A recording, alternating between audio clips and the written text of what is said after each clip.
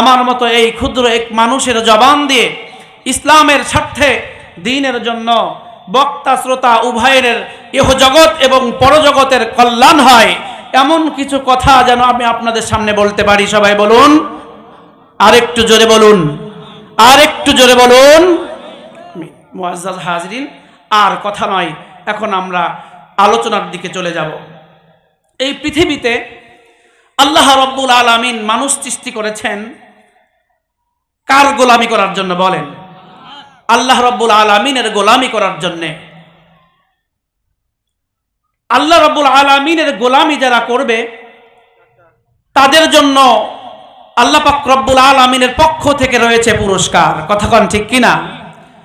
আর যারা গোলামি করতে পারবে না তাদের জন্য রয়েছে লাঞ্ছনাদায়ক কঠিন আযাবের জায়গা জাহান্নাম। এই পৃথিবীতে আমরা যারা বসবাস করছি, যত জীব এই পৃথিবীতে আছে, আপনারা বলুন তো দেখি, সমস্ত জীবকেই মৃত্যুবরণ করতে হবে কিনা? এ ব্যাপারে কোরআনুল কারীমের মধ্যে আল্লাহ রাব্বুল আলামিন বলেছেন, বিসমিল্লাহির রহমানির রহিম, কুল্লু নাফসিন যায়িকাতুল মাউত। এই পৃথিবীর বুকে যত জীব রয়েছে, যত জীবন রয়েছে, ও মুআজ্জাজ হাজিরিন, আল্লাহ বলেন সমস্ত জীবকেই একদিন একদিন মৃত্যুর স্বাদ গ্রহণ করতেই হবে। সমস্ত প্রাণীগুলি মৃত্যুবরণ করবে, কিন্তু আল্লাহর দরবারে অন্য জিন আর ইনসান ব্যতীত অন্য কোনো জীবের আল্লাহর কাছে হিসাব দিতে হবে না। কথা কোন ঠিক কিনা? আল্লাহর কাছে কুকুরের কোনো হিসাব নাই, গরু ছাগলের কোনো হিসাব নাই, ভেড়া বকরির কোনো হিসাব দেওয়া লাগবে না। ও মুআজ্জাজ হাজিরিন, এই পৃথিবীর বুকে একমাত্র মানুষ এবং জিনকে আল্লাহ সৃষ্টি করে পাঠাইছেন তার গোলামি করার জন্য। এই পৃথিবীর বুকে যারা আসার পরে ওই আল্লাহ রাব্বুল আলামিনের গোলামি করে দুনিয়ার থেকে চিরবিদায় নিয়ে কবরে যেতে পারবে, আমার আল্লাহ বলেন যারা আমার গোলামি করে আসবে তাদের জন্য আমি রেখে দিয়েছি আমার জান্নাত নাজ নিয়ামতের জায়গা। আর যারা আমার গোলামি করবে না, আমার হুকুমকে লঙ্ঘন করবে, সীমা লঙ্ঘনকারীদের কাতারে যারা চলে যাবে আর দুনিয়ার থেকে যখন বিদায় নিয়ে চলে যাবে তাদের জন্য আমি রেখে দিয়েছি জাহান্নাম। চিৎকার দিয়ে বলুন কথা ঠিক কিনা? মুসলমান ভাইরা আমার, এই মানুষগুলি আল্লাহর হুকুম পালন করে যারা দুনিয়ার থেকে চলে যাবে, আর যারা হুকুম লঙ্ঘন করবে এই দুনিয়ার মধ্যে অবাধে মেলামেশা করবে, মন চাহে জিন্দেগি করবে, নিজের ইচ্ছা মতো নিজের জীবনকে পরিচালিত করার প্রয়াস চালাবে, মুআজ্জাজ হাজিরিন, ওই লোকগুলো কবরের ভিতরে চলে যাওয়ার পরে ওই কবরের ভিতরে আল্লাহ রাব্বুল আলামিন মুনকার নাকির নামক ফেরেশতা পাঠায়া, বন্ধুরা আমার, সওয়াল জব প্রশ্ন পর্ব এরকম আল্লাহ পাক রব্বুল আলামিন কবরের ভিতরে জারি করবেন। কবরের ভিতরে যদি প্রশ্ন পর্ব সঠিকভাবে তারা করতে পারে, ওই কবর থেকে জান্নাতের সুশীতল হাওয়া তাদের কবরে পৌঁছাইতে থাকবে। আর যেই সমস্ত মানুষগুলি বেঈমান হয়ে কবরের ভিতরে চলে যাবে, আল্লাহর হুকুম মানবে না, ওই মানুষগুলির কবরের ভিতরে জাহান্নামের লেলিহান শিখা, অগ্নি শিখা কবরের ভিতরে পৌঁছতে থাকবে। কথা কোন ঠিক কিনা? শুধু তাই নয় বাজান, শুধু তাই নয়, আমার আল্লাহ তাবারক ওয়া তাআলা এই মানুষগুলোকে হাসরের ময়দানে যখন উঠায়া নিবেন, হাসরের ময়দান শুরু হয়ে যাবে। হাসরের ময়দানে মানুষগুলিকে আল্লাহ বিচারের ব্যবস্থা করবেন। বিচার যখন শুরু হয়ে যাবে, নেককার মানুষগুলি আল্লাহর আদালতে হিসাব দিয়া আল্লাহর জান্নাতে চলে যাবে, আর বেঈমান মানুষগুলি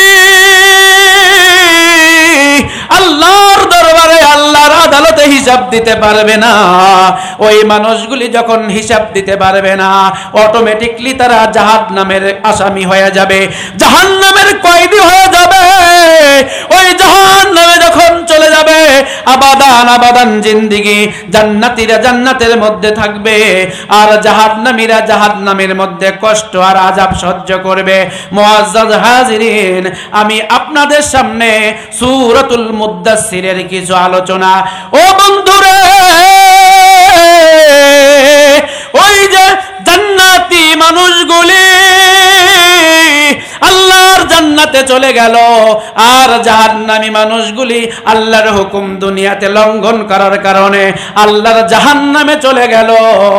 এই জান্নাত এবং জাহান্নাম মানুষগুলির ভিতরে একটা কনফারেন্স হবে, কথোপকথন হবে, তাদের দুই গ্রুপের মধ্যে আলাপ আলোচনা হবে। সেই বয়ানটাকে, সেই আলোচনাটাকে রব্বে কারীম কোরআনুল কারীমের মধ্যে কোড করে দিলেন। সূরাতুল মুদ্দাসসিরের ভিতরে আল্লাহ রাব্বুল আলামিন এরকম কোড করে রাখলেন, ওই মানুষগুলি কোন কোন কারণে আজকে জাহান্নামের মধ্যে চলে গেছে, তারা সমস্ত জাতিকে যেন আলোচনা করে করে শোনায় দেয়। খবরদার মুসলমান, খবরদার, এই সমস্ত কাজগুলি করা যাবে না। এই সমস্ত কাজগুলি করলে আমাদের মতো তোমরাও জাহান্নামী হয়ে যাবে। চিৎকার দিয়ে বলুন কথা ঠিক কিনা? খারাপ লাগতেছে আপনাদের? আলোচনা চলবে ইনশাআল্লাহ। মুআজ্জাজ হাজিরিন, জান্নাতি মানুষগুলি জাহান্নামী মানুষদেরকে দেখবে, জান্নাতীরা জাহান্নামীদেরকে দেখবে, আর জাহান্নামীরাও জান্নাতীদেরকে দেখবে। জান্নাতে গেছে, অপুরন্ত নিয়ামত ভোগ করতেছে, আরাম আয়েশে, যখন যা মন চাইতেছে আল্লাহ রাব্বুল আলামিন তাই তাদের সামনে হাজির করে দিতেছেন। আর ওই যে দুনিয়ার ভিতরে সীমা লঙ্ঘন করেছে, আল্লাহর হুকুম মানে নাই, শয়তানের তাবেদারি করেছে, শয়তানের গোলামি করেছে, তাগুদের গোলামি করেছে, নিজের নফসকে খুশি করতে গিয়া আমার আল্লাহকে বেজার করে দুনিয়ার থেকে চলে গেছে। ওই জাহান্নামের মধ্যে অপুরন্ত আযাব আর গজব আর আল্লাহ পাক রব্বুল আলামিনের লাঞ্ছনা গঞ্জনার শিকার হয়ে গেছে। ওই লোকগুলিও জাহান্নামের ভিতর থেকে জান্নাতীদেরকে দেখবে। জান্নাতীরা, ও মুসলমান ভাইরা আমার, ওই জান্নাতি লোকগুলি জাহান্নামীদেরকে দেখার পরে এক পর্যায়ে তাদের চিনে ফেলবে, তাদেরকে চিনে ফেলবে, ডেকে ডেকে বলবে, তোমরা তো ররোয়া গ্রামেরই মানুষ, আমিও তো ররোয়া গ্রামের বাসিন্দা, আমিও তো চান্দাইকোনা সীমাবাড়ির মানুষ, দেখতেছি তোমরাও তো চান্দাইকোনার সীমাবাড়ির মানুষ, অথচ আজকে আমরা জান্নাতি, তোমরা জাহান্নামী। ঘটনা কি? জান্নাতি আল্লাহর বন্ধুগুলো, এই জান্নাতি মানুষগুলো জাহান্নামীদেরকে ওই দিন ডেকে ডেকে বলবে, কোন কারণে আজকে তোমরা জাহান্নামী হয়ে গেলা, কোন আমলে তোমাদেরকে জাহান্নামের মধ্যে নিয়ে গেল?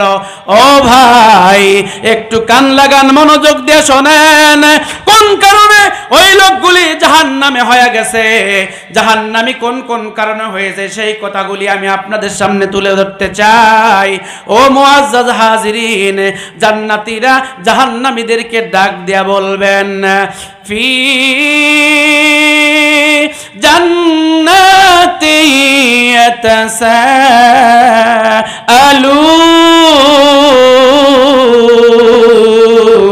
ইয়াতাসাআলুন।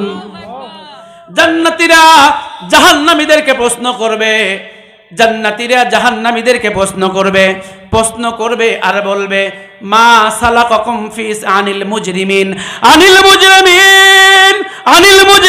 মা সালাকাকুম ফি সাকর, কোন আমলে আজকে তোমাকে জাহান্নামের মধ্যে নিয়ে গেছে, কোন কারণে তোমরা জাহান্নামী? একই এলাকাতে বসবাস করলাম, একই গ্রামে ছিলাম, একই হাটে হাট করেছি, একই বাজারে আমরা চা করেছি, চা নাস্তা করেছি, একই চাষতলার ভিতরে চার আড্ডায় মজেছিলাম, একই দোকানপাটে ছিলাম, অথচ আজকে আমি জান্নাতি আর তুমি জাহান্নামী। ও জাহান্নামী ভাই, তুমি কি আমাকে একটু বলবা কোন কারণে তুমি আজকে জাহান্নামী হইলা? এই প্রশ্ন যখন জান্নাতি বন্ধু জাহান্নামীকে ডেকে ডেকে করবে, ওই জাহান্নামী ভাই চোখ থেকে পানিগুলি ছেড়ে দিয়া কাঁদবে আর কাঁদবে, আর জান্নাতীদেরকে ডেকে ডেকে বলবে, ও বন্ধুরে, একই এলাকাতে বসবাস করলে কি হবে, এক জায়গায় থাকলে কি হবে, একই বাজারে আমরা বাজার করেছি, তাতে কি সমস্যা? তাতে কোনো সমস্যা নাই, কিন্তু একটা সমস্যা ছিল। বলে কি? ওই জাহান্নামী তখন ডাক দেয়া বলবে, ক্বালু লাম নাকু মিনাল মুসাল্লিন।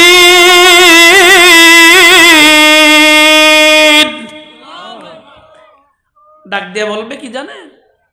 যে ভাই, একই বাজারে ছিলাম, একই গ্রামে বসবাস করেছি, এক দোকানে বসে বসে চা খাইছি, অথচ মসজিদ থেকে যখন মুয়াজ্জিন হাইয়া আলাস সালাহ বলেছে, যখন মুয়াজ্জিন বলেছে হাইয়া আলাল ফালাহ, তখন তোমরা চার আড্ডা থেকে ফারেক হয়ে, তোমরা খেলাধুলার থেকে ফারেক হয়ে, তোমরা ব্যবসা বাণিজ্য থেকে ফারেক হয়ে আল্লাহর ঘরে মসজিদে যাইতা, আর আমরা মসজিদে যাইতাম না, তার মানে আমরা মুসল্লি ছিলাম না।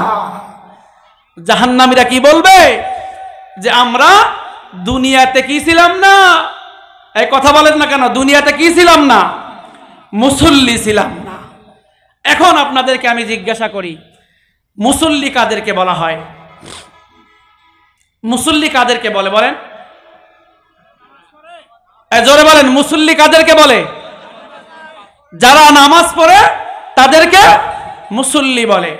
যেমনটি যারা খেতে কাজ করে, যারা খেতে মাঠে ঘাটে কাজ করে, তাদেরকে আমাদের ভাষায় কৃষক বলা হয়। যারা অফিস আদালতে জব করে, চাকরি বাকরি করে, তাদেরকে বলা হয় চাকরিজীবী। কথা কোন ঠিক কিনা? মুআজ্জাজ হাজিরিন, যারা বিল্ডিং এর প্ল্যান বানিয়ে দেয়, যারা বিশাল বড় বড় স্ট্রাকচারের কাজগুলি প্ল্যান বানায়া দেয়, আমাদের ভাষায় আমরা তাদেরকে বলি ইঞ্জিনিয়ার। কথা কোন ঠিক কিনা? আর এই আল্লাহর জমিনে আল্লাহ রাব্বুল আলামিনের ঘর মসজিদে যারা বেশি বেশি যাতায়াত করে, আল্লাহ পাক রব্বুল আলামিনের ভাষায় ওই মানুষগুলিকেই বলা হয় মুসল্লি। এই কথাটাই ওই জাহান্নামী ভাইরা ডাক দিয়া বলবেন, ক্বালু লাম নাকু মিনাল মুসাল্লিন।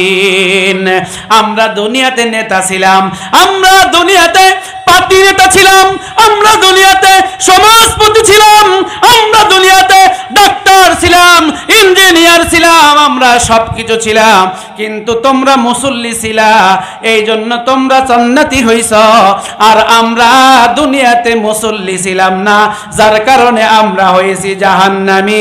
চিৎকার দিয়ে বলুন কথা ঠিক কিনা? এতটুকু আলোচনার মাধ্যমে আমরা কি বুঝতে পারলাম বলেন? মুসল্লি হওয়ার দরকার আছে না নাই? এই পৃথিবীতে যারা মুসল্লি হবে তাদের স্থান হবে কোথায়? আল্লাহর জান্নাত। আর এই দুনিয়াতে যারা মুসল্লি হবে না, যারা মুসল্লিদের সঙ্গে তাচ্ছিল্য করবে, যারা মুসল্লিদের সঙ্গে টিটকারি করবে, নিজে তো নামাজ পড়েই না, নিজে তো নামাজের কাছেও যায় না, যদি কোনো মুসল্লি এরকম নামাজ শুরু করে, মসজিদে যাওয়া শুরু করে দেয়, কিছু লোক এমন আছে কয়দিনের মুসল্লি রে, এরকম কয় কিনা বলেন? কিছু কিছু এরকম মানুষ আছে ওই মুসল্লিদের সঙ্গেও টিটকারি করে। আমার আল্লাহ বলেন, এই জন্য দুনিয়াতে যত টিটকারি করবি কর, এই গরিব অসহায় মুসল্লিগুলোই আমার আসল মুমিন, আর এই মুমিনদের জন্য আমি রেখে দিয়েছি আমার জান্নাত। চিৎকার দিয়ে বলুন মারহাবা। জিকির করেন লা ইলাহা, আওয়াজ হবে লা ইলাহা, আর জোরে লা ইলাহা ইল্লাল্লাহ, লা ইলাহা, জোরে লা ইলাহা, জোরে লা ইলাহা ইল্লাল্লাহ লা ইলাহা লা ইলাহা ইল্লাল্লাহু মুহাম্মাদুর রাসূলুল্লাহ। সবাই বলুন সাল্লাল্লাহু আলাইহি ওয়াসাল্লাম। মুআজ্জাজ হাজিরিন, জাহান্নামীরা এক নাম্বার প্রশ্নের জবাবে কি বলবে? ক্বালু লাম নাকু মিনাল মুসাল্লিন।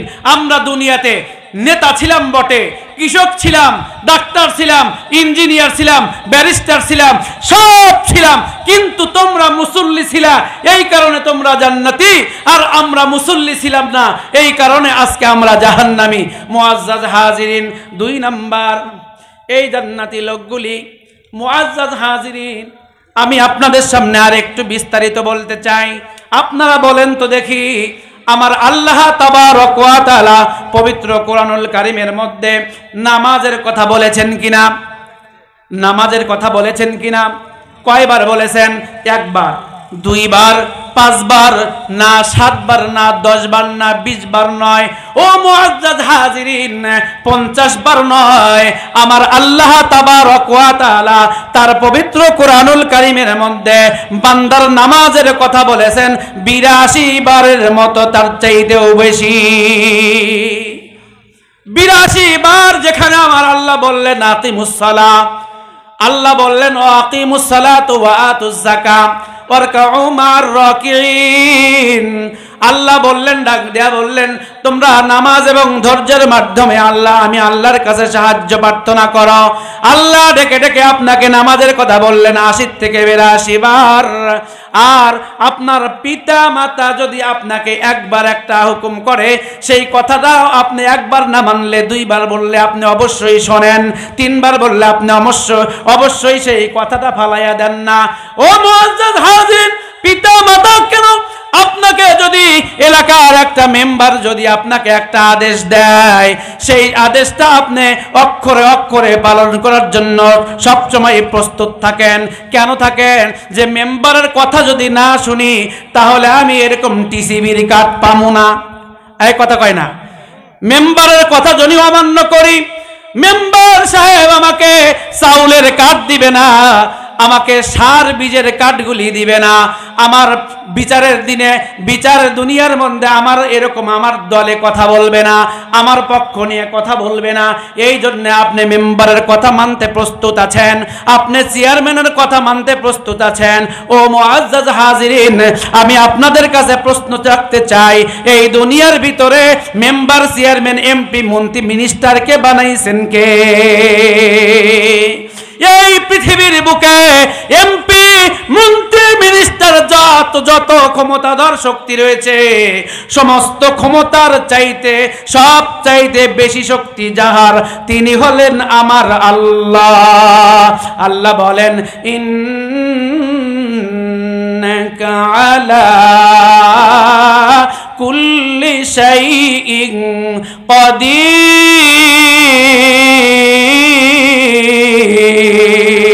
কাদির। সবচাইতে ক্ষমতার মালিক আমার আল্লাহ। ওই আল্লাহ আপনাকে ডেকে ডেকে 82 বার বললেন, বান্দারে নামাজ পড়, নামাজ পড়, নামাজকে কায়েম কর। ওই আল্লাহর হুকুম ডিনাই করে, আল্লাহর হুকুম লঙ্ঘন করে করে আমার খাহেসাতকে, নফসকে এরকম খুশি আর আনন্দ দেওয়ার জন্য নামাজের সময়গুলোকে আল্লাহর নাফরমানি করেই চলেছি।